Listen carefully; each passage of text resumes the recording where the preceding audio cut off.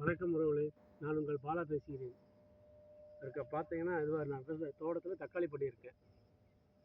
பார்த்தீங்கன்னா கிலோ 100 ரூபாய்க்கு போகல தக்காளி, 60 ரூபா 70 ரூபாய்க்கு போகல. தங்கம் தக்காளி ஒன்று எல்லா நியூஸ் பேப்பர்லையும் போடுவாங்க. தாறுமாறாக தட்டுங்கன்னா விவசாயம் சம்பாதிச்சு கோடீஸ்வரன் ஆகிற மாதிரி. பட் இன்றைக்கி பார்த்தீங்கன்னா கேட்பார் இல்லை, பாக்ஸ் 100 ரூபா 50 ரூபாய்க்கு கொடுக்குறவங்களுக்கு நான் பிடிக்கிற கோழியே கட்டாது.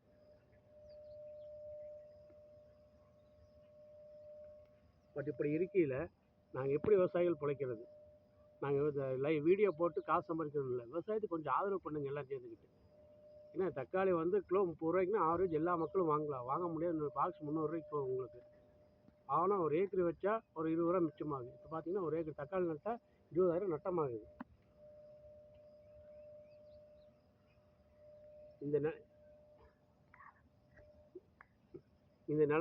இந்த நிலைமை மாறணும் மக்களே. அதாவது நீங்கள் எல்லாம் பார்த்து விவசாயிகளுக்கு சப்போர்ட் பண்ணாதான் இந்த நிலைமை மாறும். இல்லைன்னா விவசாயம் சுத்தமாக அழிஞ்சே போயிடும். இதுக்கு நான் MBA முடிச்சுட்டு விவசாயம் பண்ணிகிட்டு இருக்கேன். காலையில் என் ஆதங்கத்தை போடுறேன். நான் கஷ்டப்பட்டு நேற்று மத்தியானத்துலேருந்து தக்காளி எடுத்து இன்றைக்கி மார்க்கெட் கொண்டு போனால் கேட்குறக்கு ஆள் இல்லை. தக்காளி 100 ரூபாய்க்கு தான் 50 ரூபாய்க்கு தான்பாங்க. ஆனால் இதே கடையில் பார்த்தீங்கன்னா கிலோ 30 ரூபாய்க்கு போடுறாங்க. இடையில அந்த கமிஷன்லாம் யாருக்கு போயிட்டுருக்குது?